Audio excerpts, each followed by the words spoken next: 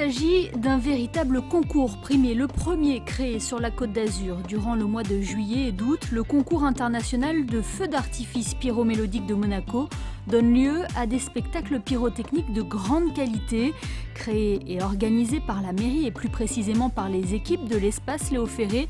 Cette compétition rassemble les meilleures sociétés dans le domaine. Depuis plus de 45 ans, elle offre du rêve aux petits comme aux grands en illuminant de mille feux le ciel de la principauté. Ce concours il a été créé en fait en 1966 pour fêter le centenaire du quartier de Monte-Carlo, avec un changement en 1996 où on a introduit donc, la pyromélodie. Et c'est un concours un peu particulier. D'abord c'est le premier concours primé de feux d'artifice. Et la deuxième chose, c'est qu'il y a eu beaucoup de pays qui ont participé durant ces 48 dernières années. Des grands pays comme les États-Unis, le Canada, le Brésil, et des petits pays comme les Canaries, comme Madère. Et puis un grand nombre de maîtres artificiers, puisqu'il y en a eu pratiquement 130. Donc c'est vraiment quelque chose de très prisé dans le monde. En tout, près d'une trentaine de pays a déjà participé à ce prestigieux concours depuis sa création. Il faut savoir que cette année est une année un peu spéciale puisqu'il s'agit de la grande finale. Elle rassemble les vainqueurs des 4 années précédentes. Et c'est cette grande finale que nous avons voulu vous faire découvrir de l'intérieur, du passage de la commission technique au délibéré du jury. Et nous vous emmenons dans les coulisses du concours international de feux d'artifice pyromélodique de Monaco.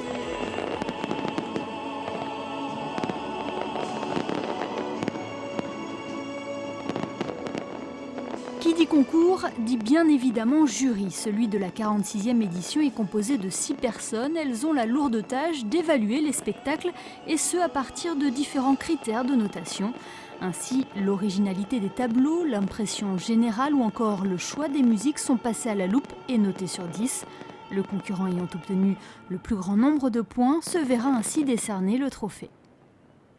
On a 6 ou 7 critères. Cette année, il y a un nouveau critère qui est le choix musical, le choix des extraits musicaux. On a plusieurs critères comme le choix des couleurs, la synchronisation entre la musique et les feux, l'impression générale, le bouquet final bien évidemment qui est toujours très important, qui laisse toujours l'impression finale, c'est le but. Donc voilà, on a plein de critères. Plus on a des critères précis, moins on est dans le subjectif, on essaie d'être le plus possible dans l'objectif. C'est pas toujours facile parce qu'il y a aussi nos personnalités qui peuvent influencer, mais c'est pour ça qu'on essaie d'avoir un maximum de critères très précis. Les membres du jury viennent d'horizons très variés avec des sensibilités différentes. Parmi eux, 2 personnes qui ont été choisies par les équipes de l'espace Léo Ferré, 2 véritables passionnés, Florian et Daniel. Moi, les feux d'artifice, c'est vraiment depuis tout petit quelque chose que j'adore. J'ai toujours été passionné, j'ai toujours été voir à Roquebrune, Menton, Monaco, même Cannes, les feux d'artifice. Et pour moi, c'est toujours un émerveillement de voir ces feux.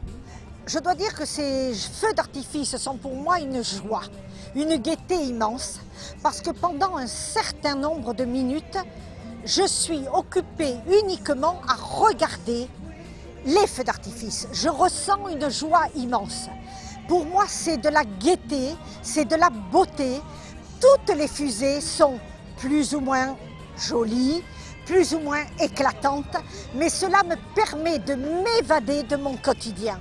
Pour voir, juger et désigner le plus beau feu d'artifice, c'est ici que cela se passe. Le toit du panorama, il offre une vue imprenable sur le port Hercule. Oui, il faut quand même un lieu qui ne soit pas au milieu de la foule parce qu'ils ont, vous le verrez avec mon collègue président du jury, des critères assez précis. Donc il faut qu'ils soient un petit peu isolés du monde, mais en même temps il faut qu'ils aient une bonne vision bien entendu et que le lieu soit toujours le même pour qu'il y ait une égalité entre les divers concurrents. Depuis 2010, le public est également invité à noter le travail des artificiers via le site internet du concours. Après chaque tir, ils peuvent attribuer une note globale entre 0 et 10. Positionnés un peu partout en principauté, ils ont une vision différente de celle que le jury peut avoir du panorama. 2 prix seront donc remis à l'issue de ce concours, celui du jury et celui du public.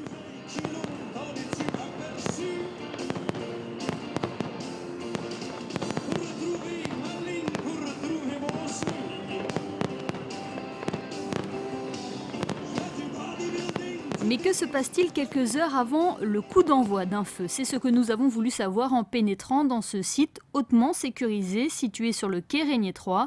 C'est d'ici, depuis cette véritable scène à ciel ouvert de près de 300 mètres de long, que sont tirés les feux. Un exercice dangereux qui implique de prendre des précautions pour éviter tout incident. Tout est donc soumis à une stricte réglementation. Cela concerne aussi bien le stockage des artifices, l'organisation du spectacle ou encore la délimitation de l'espace de sécurité. Il y a d'ailleurs une règle à laquelle l'artificier ne veut pas passer à côté, celle de la visite de la commission technique. Le rôle de cette commission, tout d'abord, nous instruisons les demandes auprès de la commission technique. Ces demandes sont constituées d'un dossier avec tout ce qui est au niveau des pièces d'artifice, etc., le plan de tir, bien sûr l'artificier. On contrôle tout ça et puis après, bien sûr, il faut que nous venions sur site, voir un petit peu si ça correspond à ce qu'ils nous ont demandé, à ce qu'ils ont souhaité et à ce qu'on a autorisé. Parmi les membres de cette commission, on peut aussi retrouver le capitaine Thibaudet. Il fait partie des 4 sapeurs-pompiers formés aux artifices. En effet, depuis une dizaine d'années maintenant, le corps des sapeurs-pompiers de Monaco prodigue une formation à son personnel afin qu'il soit plus à même de contrôler la situation en cas de problème. Chaque recoin du site est donc inspecté avec minutie et ce, pour la sécurité de tous. Avant le feu d'artifice, la première chose qu'on vérifie, si le périmètre de sécurité est respecté. Ensuite, on vérifie sur place si tous les mortiers sont fixés et solidarisés les uns avec les autres de manière à ce qu'il n'y ait pas d'incident. Et d'autre part, tout ce qui est fusée avec des jets obliques doivent être parallèles au public pour éviter qu'il y ait des jets qui aillent vers le public. Ensuite, c'est pas terminé. À l'issue du feu, une fois que tout le monde rentre chez soi, nous, une demi-heure après le tir, nous venons vérifier sur place si toutes les bombes ont bien sauté avec l'artificier. Et donc on fait une reconnaissance méticuleuse de tous les mortiers les uns après les autres pour vérifier s'il n'y a pas de non-feu sur certains artifices. Une journée et demie aura été nécessaire pour installer le mortier tout d'abord, puis toutes ses fusées et autres artifices. Ici se trouvent plus de 3000 projectiles, ils sont tous reliés à 7 valises de tir. Elle a la puissance assez suffisante pour allumer tous les inflammateurs grâce à un timecode déjà programmé en amont, car le spectacle qui sera présenté ce soir est le fruit d'un long travail. Tout d'abord, il faut penser les thèmes, choisir la musique. Une fois que tu choisis la musique, tu commences à placer dans l'ordi tous les effets. Donc, une fois que tu as terminé de faire toute la conception, tu commences, nous, on est fabricants, et on commence à fabriquer les artifices pour le feu. Donc, ça veut dire qu'on fait comme ça, si on départ de la conception à la fabrication, c'est plus de 3 mois, on peut dire. Miguel, comme tous les autres concurrents, peuvent compter sur le soutien et l'expérience des organisateurs du concours international de feux d'artifice pyromélodique de Monaco. L'espace Léo Ferré est d'ailleurs épaulé par un grand spécialiste, l'un des meilleurs au monde, Jacques Couturier. Depuis plus de 25 ans, le Français est un as dans le domaine, vainqueur du concours de Monaco en 1996, en 2007 et 2009. Il apporte désormais son expertise aussi bien artistique que technique. Alors, notre rôle, il consiste d'abord à sélectionner l'ensemble des candidats, de vérifier que le projet artistique est solide et à la hauteur de l'attente de Monaco, que sur le plan technique, ça tient la route. Et ensuite, on accompagne le candidat jusqu'à la réalisation pour vérifier qu'au niveau de la sécurité, ça correspond aux exigences de la principauté. Jacques Couturier et les équipes de l'espace Léo Ferré sont donc aux petits soins des candidats. Ils travaillent ensemble depuis 1 an et règlent la venue et l'installation des sociétés dans les moindres détails. Leur savoir-faire ont fait de ce concours un concours unique, réputé dans le monde entier. Monaco a une très très belle réputation, un peu partout dans le monde. Quand on parle de Monaco, ça parle tout de suite. Et ce concours est très apprécié. Parce que justement, c'est un site exceptionnel et il y a toujours de la qualité. Dans les concurrents, ils savent qu'ils vont se retrouver face à du lourd, comme on dit. Donc on sent une grosse motivation et une fierté immense quand ils ont gagné Monaco. On a gagné à Monaco.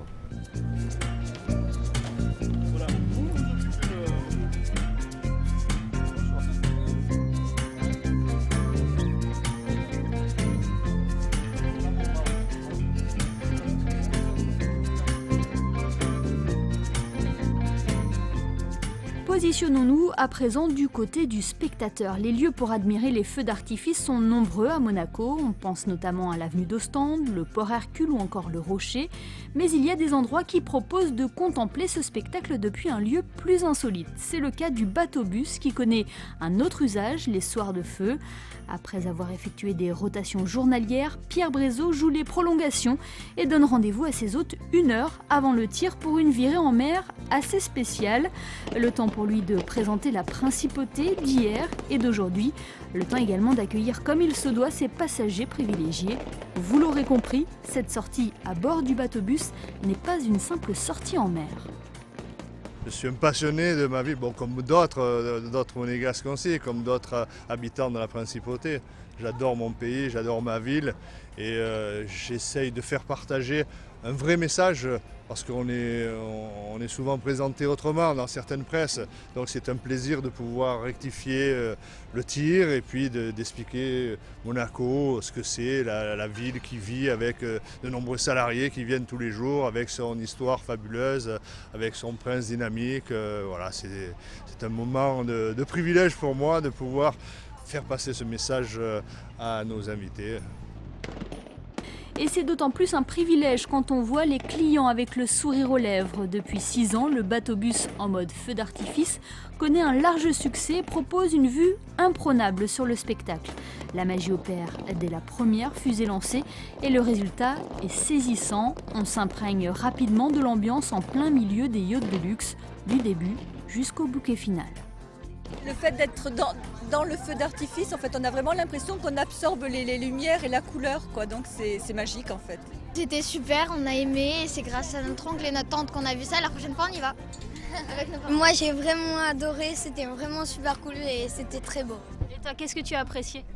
Moi c'est les lumières, c'est tout, c'est vraiment magique un feu d'artifice. Vive Monaco. Et toi, qu'est-ce qui t'a le plus impressionné ? C'était le bouquet final. Qu'est-ce que tu as comme impression quand tu vois le feu d'artifice depuis la mer ? L'impression qu'il va tomber sur nous. Parce qu'il se rapprochait encore plus. J'ai déjà assisté à des feux d'artifice, mais là, c'était vraiment l'exception. En tout cas, j'étais très contente. En plus, à Monaco, c'était vraiment du gigantesque. J'étais très contente, voilà. Et vous, monsieur, quelles impressions vous avez eues quand vous avez vu ce feu tiré depuis un lieu quand même assez insolite ? Alors déjà, le cadre, il est exceptionnel. Donc en plus du cadre, s'il y a des feux d'artifice, je pense que c'est génial. C'est Monaco, en fait, on peut dire. Voilà, c'est le paradis. Et on est très content de notre séjour. Voilà.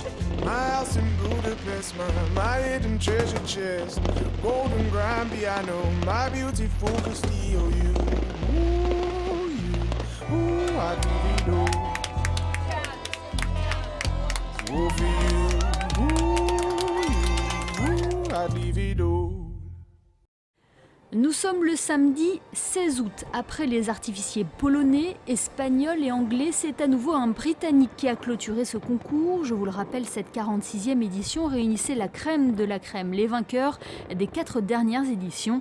Autant dire que pour eux, la tâche s'annonçait difficile car il fallait séduire et surprendre une deuxième fois le jury.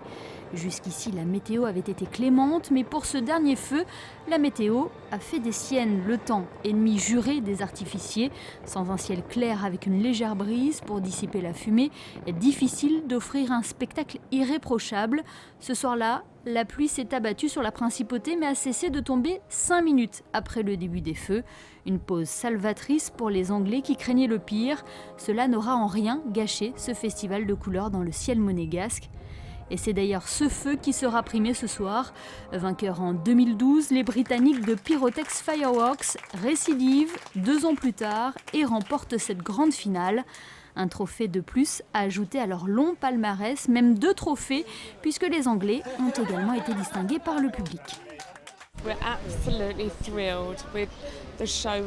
J'ai du mal à y croire, je suis absolument ravie de ce résultat. Le spectacle était magnifique, nous étions opposés à 3 sociétés merveilleuses. C'est juste incroyable. Nous avons mis 8 mois à préparer ce spectacle. C'est le travail de toute une équipe. Nous avons travaillé si dur ensemble. D'ailleurs, on travaille encore en ce moment même sur le démontage des artifices. Mais c'est juste incroyable pour nous. Absolument incroyable. Je ne sais plus quoi dire, je suis sans voix. Les Britanniques de Pyrotex Fireworks sont suivis par leurs compatriotes de Jubilee Fireworks, les Espagnols de Pyrotechnia Zaragozana et les Polonais de Surex Family Company sont respectivement 3e et 4e. J'ai été très impressionnée parce que de pouvoir être à le dernier étage du panorama, déjà avec la vue qui était splendide, la musique et puis bon, par rapport aussi aux critères qui étaient stipulés, qui étaient nécessaires de regarder pour juger les jurys, c'était très très impressionnant. Donc les 4 avaient vraiment un haut niveau. Après bon voilà, chacun des membres du jury a sa propre expertise. Bon, moi, en tant qu'agent général de la SACEM, justement, j'ai essayé de voir au niveau des choix de musique qui ont été proposés, de la synchronisation, ce qui correspondait le plus. Jury depuis 4 ans maintenant, le directeur général du Columbus a pris son rôle très à cœur. Il a d'ailleurs ajouté un petit rituel à ses délibérations. Chaque soir de feu, il s'habillait aux couleurs du pays qui tirait. Ça a commencé par la Pologne où j'étais en rouge et blanc et puis on m'a mis un petit peu à l'épreuve. Alors je dis pas pourquoi pas, donc effectivement pour l'Espagne j'étais en jaune et rouge et puis l'Angleterre la dernière fois j'ai été une tenue avec un t-shirt marqué anglais et là j'ai l'Union Jack là, qui est bien là, qui est beau. Effectivement c'était un clin d'œil absolument. Tout l'été, les artificiers auront rivalisé de créativité pour remporter ce prix tant convoité. Cette grande finale du concours international de feux d'artifice pyromélodique de Monaco. À 4 reprises, ils nous auront emmenés dans leur univers, fait partager leur savoir-faire et la magie d'un spectacle pyromélodique.